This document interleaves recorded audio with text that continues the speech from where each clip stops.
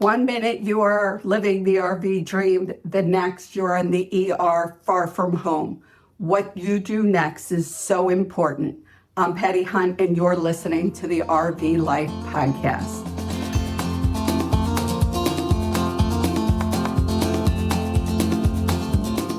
Bob, what is it like to help bring someone home when they're sick or injured, scared, and far away from loved ones? Patti, as a healthcare professional and a nurse, it is one of the great joys to be able to help somebody in one of their worst times of their life. And we're going to hear all about what it takes to bring somebody home when you're out traveling. Even those of us who are full-timers, as a lot of people know, I was full-time for over 3 years. And I always thought of wherever the RV was, that was home. But in an emergency, you want to be with family, friends. You want to be back, quote unquote, back home. So we're going to talk all about that. The RV Life Podcast was created to educate, entertain, and explore the RV lifestyle with the mission to inspire you to live life to the fullest. Today's guest is here to help us be prepared for the emergencies that everybody hopes they never have happen to them, but you need to be prepared for. He will share his knowledge on how to prepare for an emergency, what to do when your loved one is stable but needs to get back home or to a different type of facility, as well as what to consider when looking for insurance as we RV around the country. Open Roads Resort has now 6 incredible locations. They just announced their newest location in Cheyenne, Wyoming. They do have a location in Idaho, Nebraska, New Mexico, and 2 in Texas. And the newest location is currently opened, and they are doing some major upgrades and expanding. All of these parks are highly favored parks by you, the RVer, on the campgrounds.rvlife.com website. Check out everything you need to know about these campgrounds on RV Life, on campgrounds.rvlife.com, or go to openroadresorts.com. Now let's talk about Bob. Bob Bacheler is the Director of Nursing, Specialty Flight Physiologist. Some of these are going to be difficult. Yeah. Certified Flight Registered Nurse, Certified Critical Care Registered Nurse, Certified Dementia Practitioner, and Certified Travel Health by the International Society of Travel Medicine. There are a whole lot of letters after the name. Bob has been a critical care nurse for over 30 years and a flight nurse for over 15 years.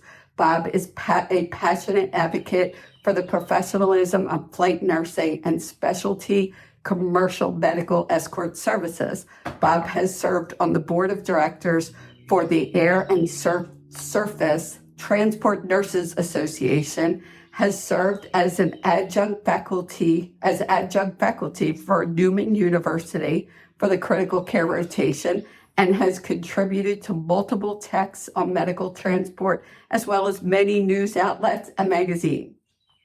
Bob is currently the managing director of Flying Angels, which has RNs and doctors around the U.S. and around the world who fly with people who have medical needs on commercial carriers. That is a mouthful. I think that's it. We're done with the show. Wow. It sounds like I've been doing this for a while. Yes, wow. It does. And I wanted all of these things pointed out that you do because obviously you are incredibly qualified. But let's talk a little bit about you personally. You actually were an RVer, right? I was an RVer. I have had 2 Class A RVs in my life. I had a 32-foot gas RV, but I fell in love with diesel pusher. So I had a RV much like yours. I think it was a 2002 Monaco Dynasty. That boy, I love being on the road. My happy place was being out on the highway and just rolling down the road. It was wonderful. And you like the actual RV, the driving part of it, more than the camping, right? I am one of those people that, I really think I enjoyed being on the road and driving more than I enjoyed going to the places I was going to be at, which is very much like my current flight career that, I love being on the airplane. I love being a passenger on a commercial airline. Doesn't really matter where I'm going. So maybe it's just traveling. Wow. Now, for my listeners that have heard the podcast before, they know this story. I want to give a little update. So my husband Dan and I started full-time RVing 4 years ago. Like a lot of people, it was during the pandemic. What was there to do? So we decided to sell everything and buy an RV and travel the road full-time. And I tell my listeners that when Dan suggested we go full-time, I laughed because I thought he was joking, because to that point, I had only been in an RV for 7 nights. Well, those 7 nights in that RV was your RV. So that kind of completes the story. Yeah. So I loved it. I don't know. I did love the destination, I think, more than the actual travel. But I did enjoy those nights we spent in the RV, going camping. But there were only 7 nights. So what did I know about going full-time RV? So as many of you may suspect, Bob and I have actually been really good friends for 20 years. Yes. Closest, best of friends. And so I know I'm partial, but I knew that talking about this topic was so important in the RV community. As people will hear, I had my own experience with difficulties while on the road. And so I knew that you had to be on the show. We had to talk about all these important things. So let's jump in. First of all, why did you choose nursing some 30 years ago? Well, it's an interesting story because I had gone to college 10 years earlier. I was a serial entrepreneur, which anybody who's an entrepreneur knows often involves failure.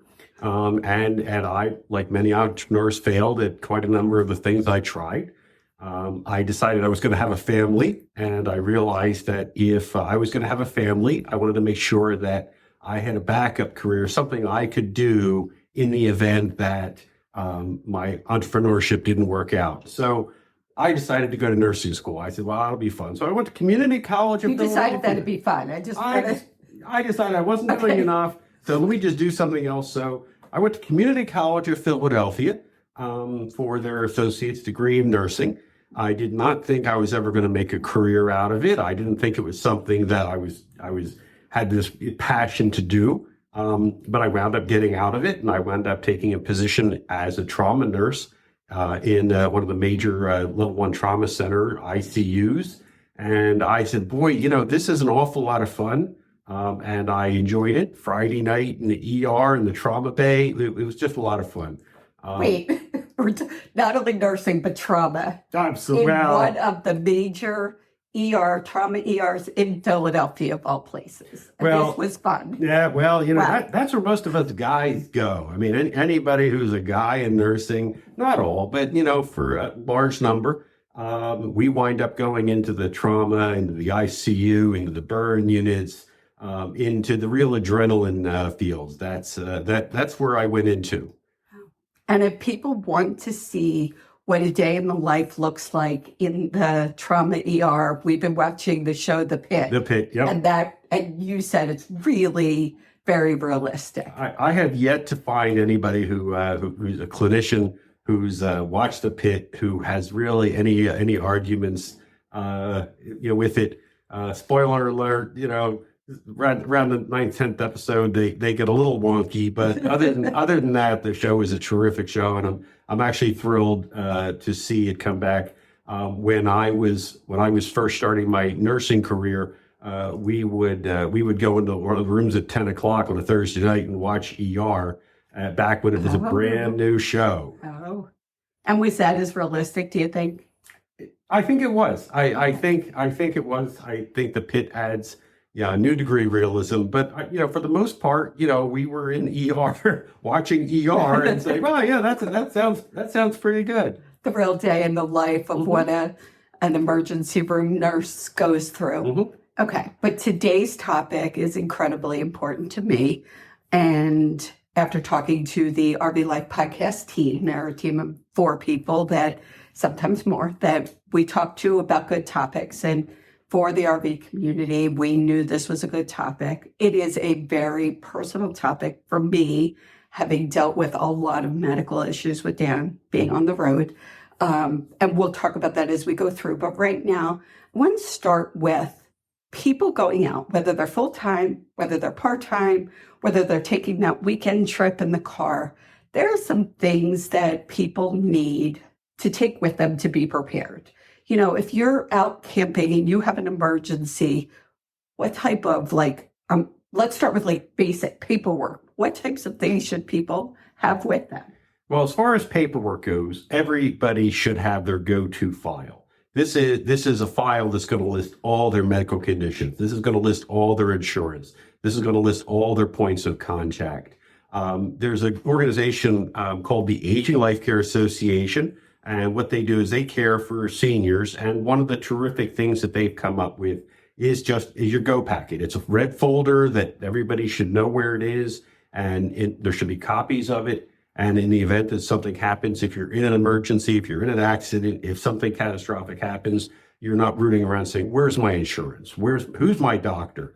Who are my points of contact? Who are my specialists? Everything in one particular place that you can just open up, and everything you need to know is in there. Including medications, because I know I've gone into the ER, I know what all the medications are, but in that moment, you cannot think of one name of one prescription, and it does make it more difficult. Now, in the world, I do love the paper folder because you never know, but in the world of digital, I think having copies digitally as well is great. We always have our phones with us. Having everything on a USB drive is also helpful, but one of the problems in modern medicine is, and even just in Philadelphia where we are now, you know, there are several different hospital systems and they all have terrific medical record systems. The problem is none of them talk to each other. So they're not connected. So in a lot of times, if one hospital needs to send information to another hospital, we're dealing with faxes. I mean, most hospitals send documents by fax because it's one of the few. Still to this day. Wow. Because faxes are still considered HIPAA compliant. So a lot of hospitals can't even email records. So you're talking about, you know, taking a document, printing it out, sending it on a fax machine. Ideally, they're going to fax it with the right side up, and they're going to fax the copy that the side of the paper that actually has the information on it, rather than just faxing the back copy. And then you're there. So you might as well have a clean, typed out page. And if you want to have everything on a USB drive too, that's probably also better. But the important part, have the information handy. Right. Now, for me, all of these documents, and again, having gone through it with Dan, I have a folder on my phone that has copies of all of these documents as well.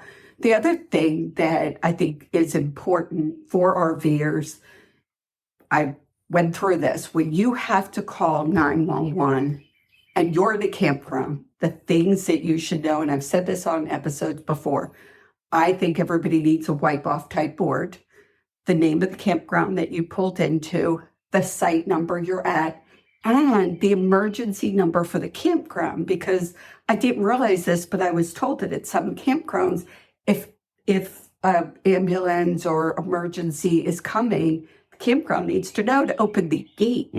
So that all should be the first thing you do when you are setting up your RV. And it should be, like I said, I use a wipe off board. You could use a whiteboard, whatever works. You could use a paper that you slide in, whatever works. But everybody in the RV should know where that is and how to dial 911. I have a friend of mine. She fell off a chair. She was hurt. She had 3 little kids there. Her I think he was 8 or 9, knew how to call for an ambulance. They were in a campground. So really everybody should be prepared. And again, I told you, we're talking about things we hope never happens, but the better prepared everybody is, the better. And GPS will be able to take EMS to the campground. But, you know, if you're in Site 512, they're going to have a heck of a time. So this ideally, you know, once you have the emergency and you call 911, hopefully somebody at the front desk or the reception can actually guide them into where Site 512 is. And that's exactly, because, you know, again, my RV community, you know, if you're in Thousand Trails, Orlando, looking for a site, there's over 1,100 sites there. You don't want the ambulance to have to figure out where to go. So that's so important. And again, nobody wants these unfortunate things to happen. I know when we think about emergencies, we think about the ER and all those things, we're thinking the older community. I hear that all the time. RVers are the older community, and if they get sick or hurt. But you have a lot of experience within your company of flying Younger people. So let's talk about that. Sure. When people are younger, they tend to think they're invincible. A lot of the older population that we transport, are exacerbations of some of the chronic conditions they have. Their lung problems, their heart problems. The younger population are people who get injured. And boy, I'll tell you what, if I've learned anything in my day, being at a campground, being out in the woods is a place where you can get injured pretty darn easily. One of the things that I'm constantly preaching about is to make sure that your members have a medical travel insurance policy or some policy that will make sure that it covers the medical expenses if they're out of network from where their home base may be. And whether they're young or old, again, if you're older, well, that might be necessary for a chronic condition. If you're younger, that may be because you tripped on a log or you had some other accident. I've had them myself, and I've transported plenty of people who have had accidents while going out and hiking or mountain climbing or chopping wood or doing skiing. You had a case, the guy was skiing. We've done any number of transports of people on ski, who got injured while skiing. Yes. Right. Okay, so you've touched on travel insurance. Now I want to break this down.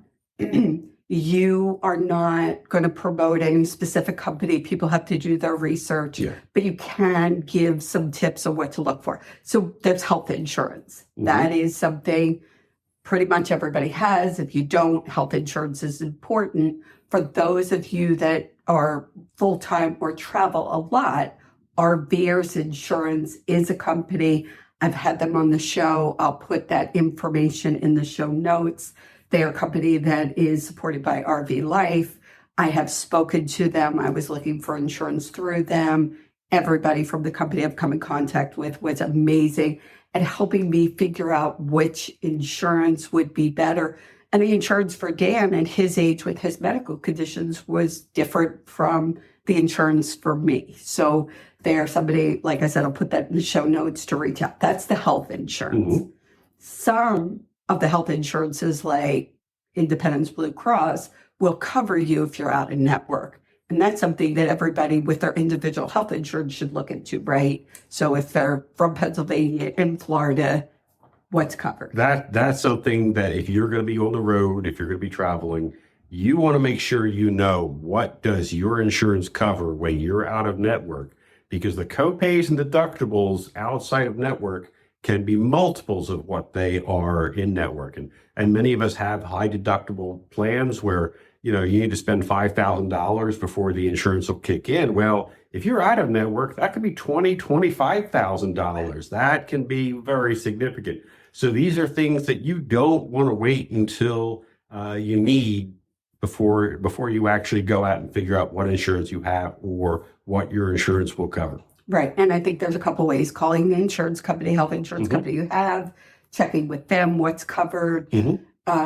Reading a fine print on insurance is daunting at best, but you have to know, you have to find out. Do not, I'm going to act like a teacher, do not post this on Facebook and expect to get a good answer. You have to do the research, look at your insurance company.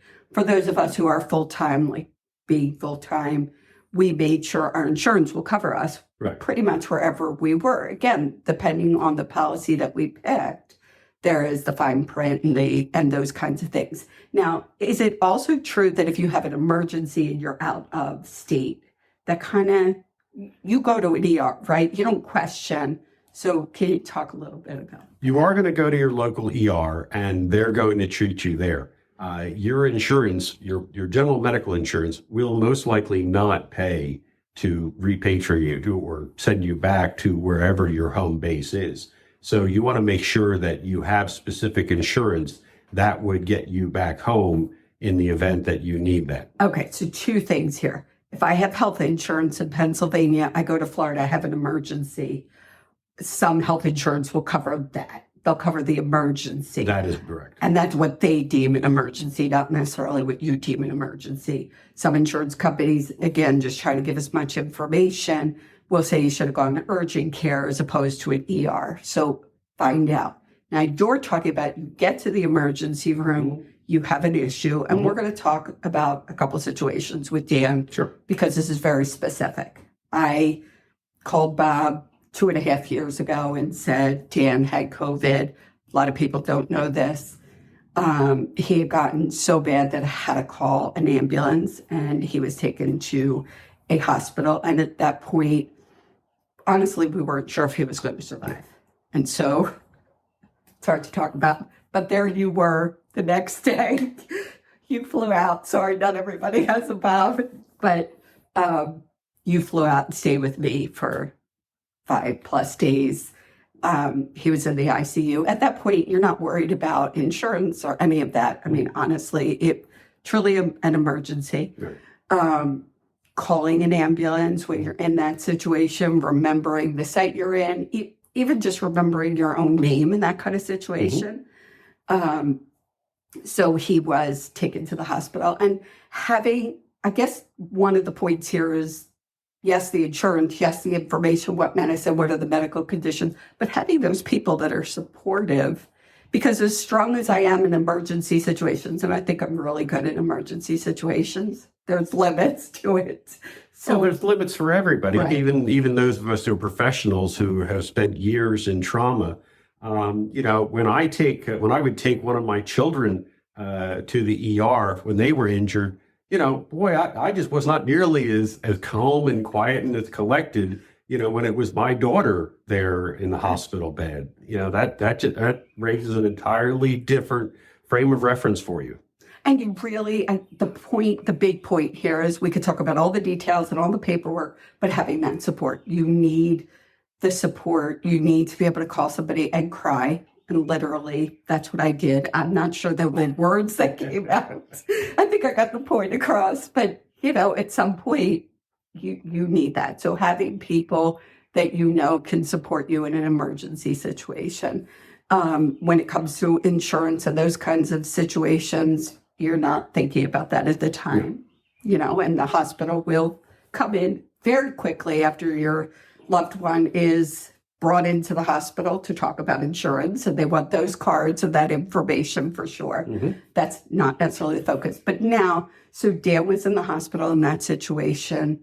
I ended up having to bring him back to the RV, and he hadn't been out of bed in 17 days. So he could barely walk. He wanted, after 17 days, to get out of the hospital, and I had to put my foot down because he couldn't walk to get into the RV. And so, that was a safety concern. So I demanded that the hospital keep him there until he was able to walk so I could get him into the RV.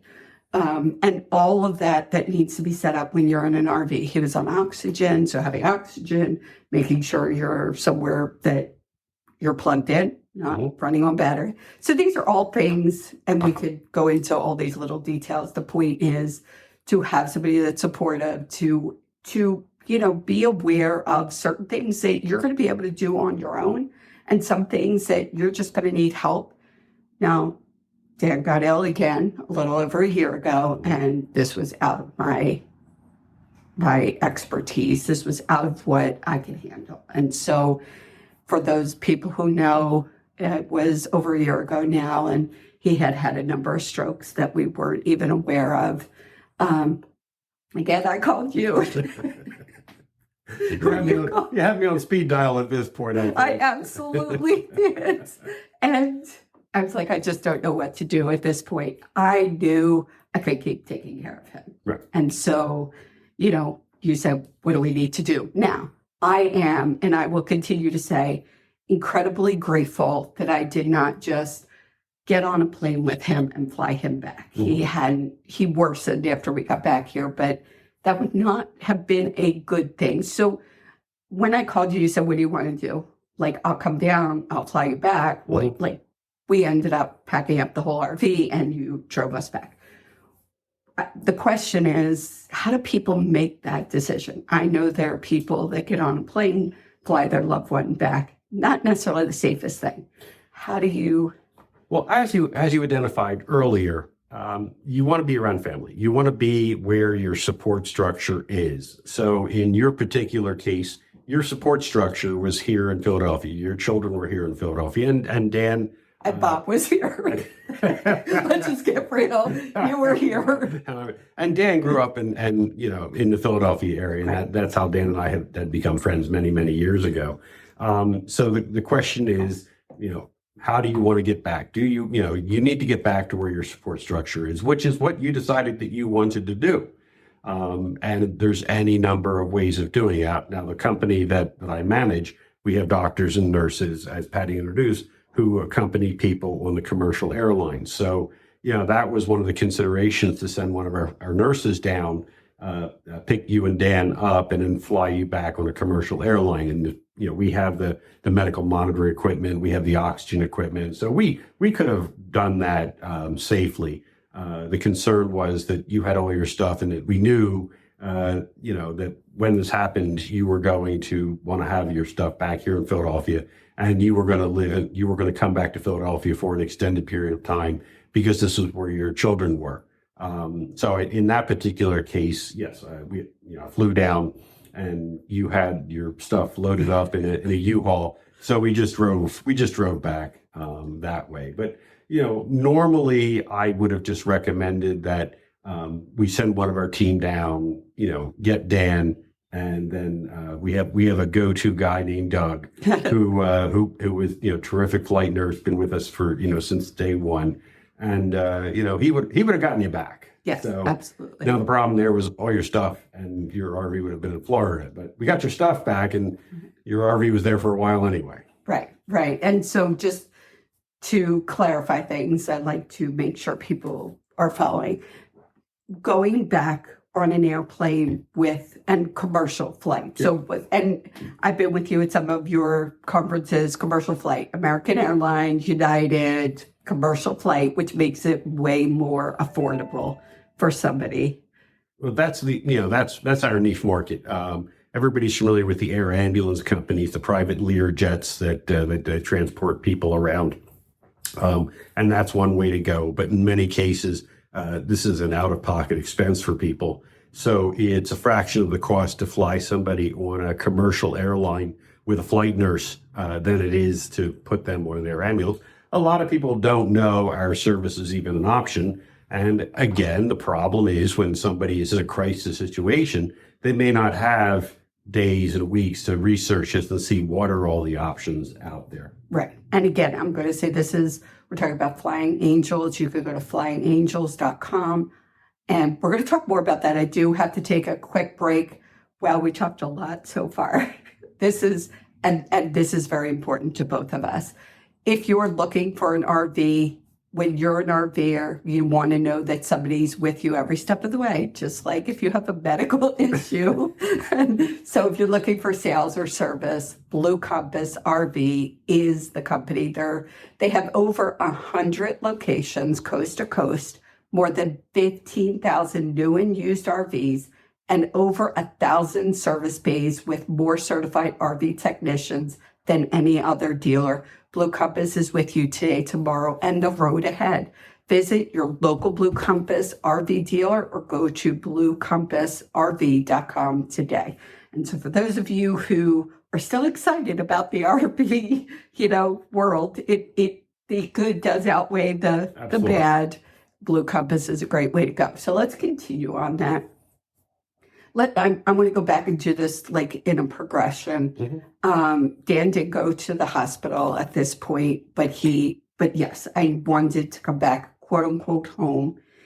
And I'm going to reiterate, I would say all the time, home was where the RV was until you had that major emergency. Yeah. And I wanted to be with family and friends. And so we made the decision that it was safe to bring him back, obviously bring our stuff back. If you had thought, hey, we need to get him back quickly, a flight would be the better way to go. For people, how do they make that choice Do I get on an airplane with them? I've heard stories where a couple, one of them was very ill. Mhm. The insurance company booked their flight, put them on a flight. There was nobody with them. And the person said that the flight got canceled. They called this insurance company. I'm not going to mention names. And the insurance company said that is a airline issue. That's not our issue. And here he was. I think it was the guy who was there with his ill wife. That is not a situation No. you want to be in. So, but how do people determine, do I need an escort? So there are people that will escort somebody back that does not have medical background. A company like Flying Angels that does have highly qualified certified nurses, or I could get on the airplane myself. How does somebody determine that? The vast majority of people that we're transporting are in the hospital system. In other words, they've had their stroke, or they've had their heart attack, or they've had their injury, and are all of a sudden they're in the ER. And that's where the decision is being made, what is best for the patient. It's not terribly common for us to be dealing with people in their own ER, in their own RVs, saying, well, we're not quite sure. What do we want to do? Do we want to go home? Do we want to drive home? Do we want to fly home? Do we want somebody to bring us home? For the most part, we're talking about those people who have had the injury, who have had the health problem, and, are in, serious condition at this point. Okay. So it's an easier decision. Now, truth be told, sometimes the hospitals aren't giving you the best. And I know we're not here to bash anybody or say anything. I'm going to talk about my own personal experience. Some 17 years ago, my father had a major heart attack, a hole in his heart that was patched. He was at Einstein Hospital, one of the top hospitals in Philadelphia, and they want to fly him to the Cleveland Clinic. And the insurance company refused to send him by ambulance, air ambulance, which is what the doctor was recommending. Absolutely. And yeah, he was on all kinds of medicine. I mean, so for people who don't know, when you have a hole in the middle of your heart, your oxygenated and unoxygenated blood are mixing, and then you die, right? You could. It's not a good situation. No, not by any stretch. Okay, I'm just making sure I'm not being over dramatic. If we had known about your company, and I guess it was longer than 17 years ago. Well, if we had known about your company, that would have been a better option. I'm not even sure that you would have agreed. Given your father's condition and the way it's been described to me, I might have just said you're better off with an air ambulance company. This is one of the things that people call us, and doctors will call us, hospitals call us and say, hey, is this somebody who meets the criteria to fly on a commercial airline? And if it's not safe, we're not going to do it. So we'll just say, look, you need an air ambulance. And the problem there is air ambulance is expensive, and people are spending tens of thousands of dollars for an air ambulance service. But if you need it, that's what you need. There's no cheap way to do it. What our service is for those people who don't necessarily need that ICU level of care, but do need medical attention in flight. That's kind of where we come in. Okay. And we're talking about RVers. We're talking about people who, for the most part, need to be transported within the country, but you transport pretty much anywhere, from anywhere to anywhere. We fly all over the globe. Antarctica, Haiti, and maybe a few countries that end in Stan are places we're not going to right now. But China, India, Africa, we're flying people all over the world. Okay. And so I'm going to be transparent and say we're a little partial here. If anybody has this issue or just wants to make sure, again, knowing how to prepare for an emergency is the most important thing. So knowing that this company exists, if you don't want to listen to anything we just said, I went through there. So you could go to Flying Angels, Philadelphia, Google it. There are over 295 5-star reviews. I just double checked. It's almost 300 5-star reviews. And I, the other day preparing for this episode, went through review after review. I've realized like 30 minutes had gone by, but some of the most touching, heartfelt thank yous. And I can't tell you how many times they've called a nurse like Doug and Angel, Audrey, and your other nurses. And that is what you want to listen to, you want to look at, check out those reviews, get people's honest opinions. Because when you need this, then you want to, again, be prepared. So, make sure that's part of your emergency information, that Flying Angels is a company that's there to transport you should you need it. A couple other questions. First of all, before I go to my questions, is there something else that you want to add here that I might be missing? No, you've actually done a terrific job of covering the highlights. Just to clarify, Dan and I have been friends for coming up on almost 40 years now. So, it was good to be able to help Dan out in his time of need. Yeah, it was a difficult situation. And I think I'm just going to say sometimes in those difficult situations, you know who the people are. And, whether you're on the road by yourself and you just want to get away from your family and friends, at the end of the day, that's who's going to be there. And hopefully nobody ever needs anything we talked about. Nobody ever needs this.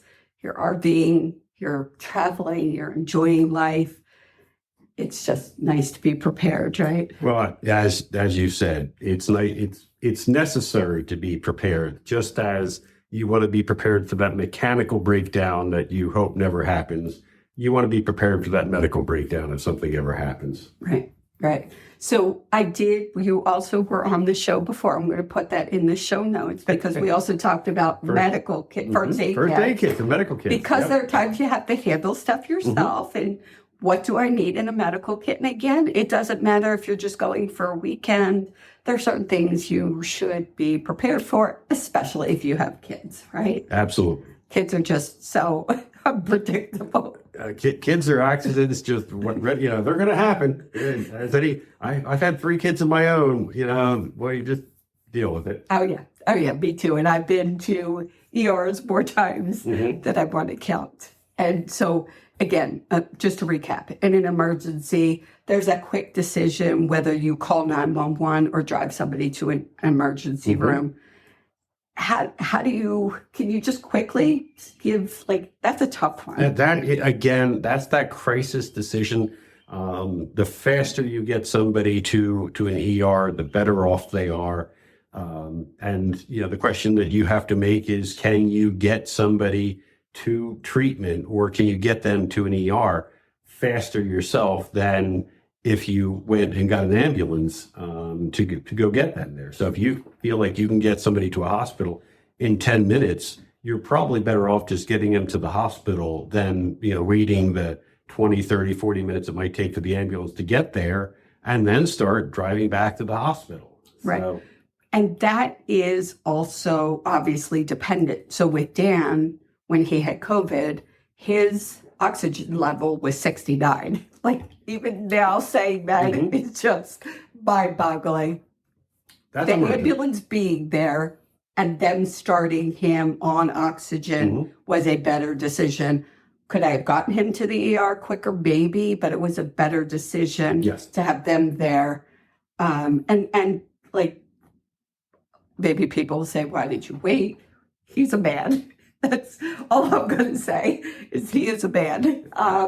Dan is stubborn. So really? Yes. I know that's a shock. Yes. Oh yeah, I'm totally floored. So I guess listening to your intuition and your gut, but ambulance, calling 911, taking somebody to an ER, or just is it an urgent care type of situation? There's no exact science. There's no chart we can give somebody to say this is what to do. Obviously, if their oxygen is low, breathing is an issue, you think they're having a heart attack, stroke. Don't waste any time. If you think there's a question, we still talk about the golden hour for somebody who's had a stroke.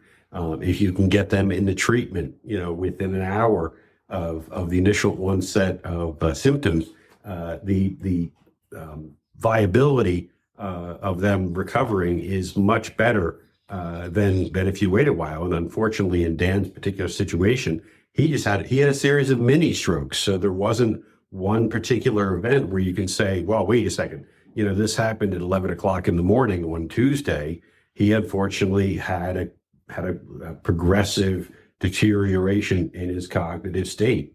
So, right. And again, filling people in who aren't aware, his symptoms, people ask a lot. And I actually had somebody say, well, it's none of anybody's business, but I don't agree. I put myself out there. We've been out there. We've done this podcast together. So his symptoms are the best way to describe them are more like somebody who has dementia. yes. That, just for people because they want to know. So he's up, he's walking, he's talking, but he doesn't have. Anybody who is dealing with somebody who has dementia, unfortunately, that is probably the best way to describe Dan at this time. Okay, so that just gives an update for my listeners. So much. And again, I'm just going to encourage people in being prepared, in having your paperwork, teaching everybody in that RV how to dial 911. You have kids sometimes, teach them how to use teach them how to use the cell phone, but they probably already know better than you do.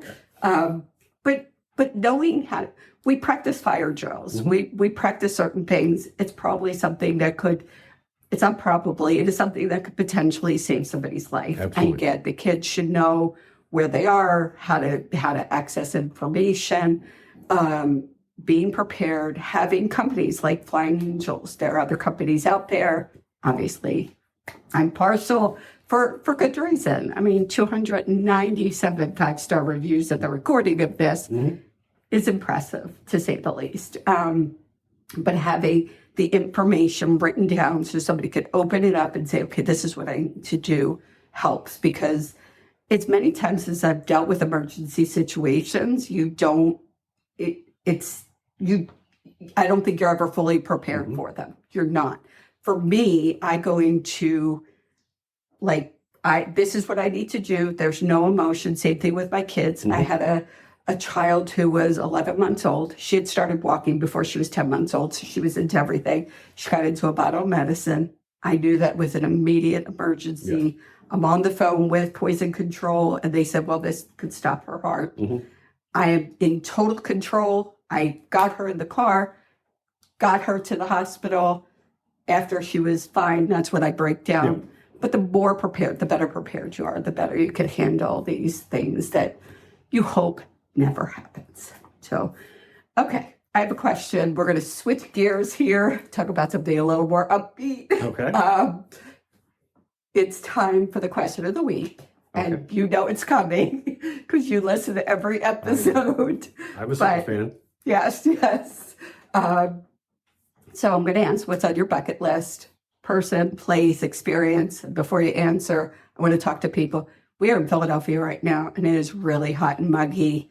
You're now going to be able to see clips of the podcast episodes on my YouTube channel. It's brand new. Subscribe, like, comment, help me out with that. The YouTube channel is Inspired Travels with Patti. So you'll be able to see my hair is flat because it is so humid here in Philadelphia right now. But Cool RV is this amazing, it's a game changer. It's an RV air conditioner upgrade. And with Cool RV, you get more airflow and whisper quiet and cooler air. It is an amazing invention. I had the inventor on the show. You could hear his story, an incredible story. So whether you're off grid or at a campsite, upgrade your ride with Cool RV, where comfort meets the road. And you can check them out at Cool RV, KOOL RV .com today. Okay, so your answer? Antarctica. Really? Yes. Yeah. Now, I've known this guy for a long time. I didn't see that coming. Nope. No, that is. I've had the great privilege to be all over the world. I've been to almost 50 countries, traveling for work. But the one continent that I have not been to is Antarctica. So, along with quite a number of our medical team who have traveled a lot and who have been to Africa and have been to Asia and have been to India. And South America and Europe. Well, where's the only place that we haven't been? We haven't been to Antarctica because they don't have a commercial airport there. Oh, I was going to say, so you can't do a transport there. We can't do a transport to Antarctica. So that's on my bucket list. Okay, Antarctica. Interesting things you learn when you interview your good friend on a podcast. Okay, it's now time for the feature campground of the week, and it's brought to you by RV Life, and that is a suite of products that helps you navigate from one place to another. It's RV Safe GPS, and one of my favorite features is the campground review site. And today's campground, it is in Pennsylvania. Just thought it'd be a great, since we're about an hour from it. It's Robin Hill RV Resort and Campground in Lenharrisville, PA. I don't know if I butchered that, but you can look it up. It is family friendly, and there's so much to do in the campground and in the beautiful PA Dutch country. There's so much to do out there. And even though we're an hour and a half from that area, I don't think I saw the things and appreciated the things that area has to offer until I was in an RV. Yeah. It's really kind of crazy. They have 212 sites with full hookups. They have the dog park. And if you're like me and don't have an RV right now, they have cabin and cottage rentals. They have a solid 7.3 on the RV Life Campgrounds app. And that's with 60 reviews. Just 60. Wow. And you can go to campgrounds.rvlife.com and look up Robin Hill RV Resort Campground. And then you can find out everything about it. You could read the reviews. You can find all the photos from the area. I actually stayed in this campground, and it is absolutely beautiful. There's a huge pond and a swimming pool, and it's just set in a country and rustic. And I really loved it there. And they have full amenities, full hookups. If you go to campgrounds.rvlife.com, you could, like I said, check it all out. Campgrounds.rvlife.com is the most comprehensive source for city, state, and national campgrounds, public campgrounds, private. They have it all. Just go. They have it all. And if there is a campground that they don't have, just send them a message, or you could also put it up on the site yourself. Anybody who is not part of the RV Life Pro community, you can get a 25% discount by clicking on the link. It's so worth it. And if you're traveling, I say this because I just saw somebody that said they use Google Maps to travel in their RV. Big mistake, big mistake. So if you're traveling in anything bigger than a minivan, you need a good RV Safe GPS, right? Yeah, you don't want to find that low bridge or low tunnel. Has this happened to you? Did I not give this story? Years ago, when Dan was working out of an RV, and this was probably 30 years ago, he got in some trouble because he was driving an RV and they came across a bridge he couldn't go under. So he and I actually worked together to map out our routes.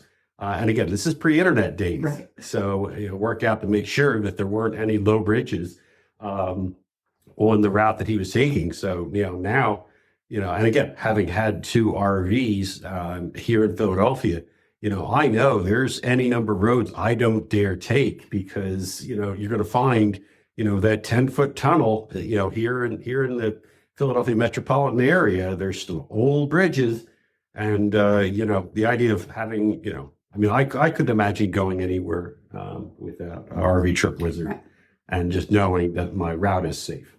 Right. And Google Maps just don't know how tall your RV is, how much it weighs, how long it is, whether you're towing something. So there are roads, if you're towing or you're too long, you can't go on a road. And something that happened to us, because from Philadelphia, we go down to Washington, the Baltimore Tunnel, you can't go through with the big propane tanks. Yeah. Now, the small ones that you use for a barbecue grill are fine, but we learned that the hard way. And had we gotten stopped, that would have been a big fine. So again, it's the app, the whole suite of products costs $65 a year. In the first year, you're getting 25% off. You can't beat it. Well, thank you so much for being on and just offering so much great information. People could go to Facebook page, to Flying Angels, if they have questions. There are people on that can answer those, correct? They could always call if they have questions, if they're in a situation.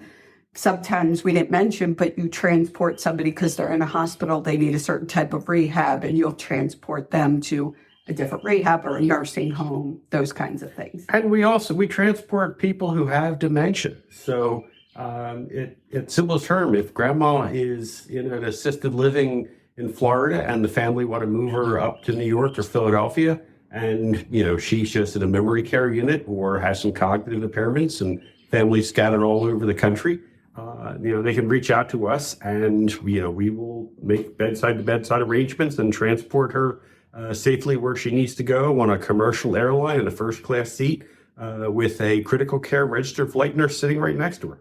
And that's something we didn't talk about, is the fact that when you call the phone number, when somebody calls the phone number, there is a coordinator. Mm-hmm. And there's got to be a stronger word for coordinator, because they handle everything. There is from bedside to bedside, they're handling it. If you're getting to the airport and you need to be transported from the airport to a nursing home or to the family's home, they are handling that. If a flight should get canceled, they are handling it. So the person trying to transport somebody does not have to worry about. They even handle, if you're going outside the country, do you have the right passport and the right paperwork? They have medications they make sure that they have for the patient. So when I say they handle everything, they literally handle everything. So thank you for sharing all of this information and helping people to be prepared. Reach out to me if you have questions. I will pass them along and get any questions you have answered. And you could go to my Facebook page or Instagram, and that's RV Life Podcast. You could go to Flying Angels website or social media. Flying Angels is on social media. Yep, we are. Thank you. And I really encourage people, ask the questions now. The what if this happens, what if that, ask now. We will answer every message that we get, right? Absolutely. Okay. I want to thank you, my listeners, and remind you, life's a journey. Live each day to the fullest without regrets. I'm Patti Hunt, and you've been listening to the RV Life Podcast.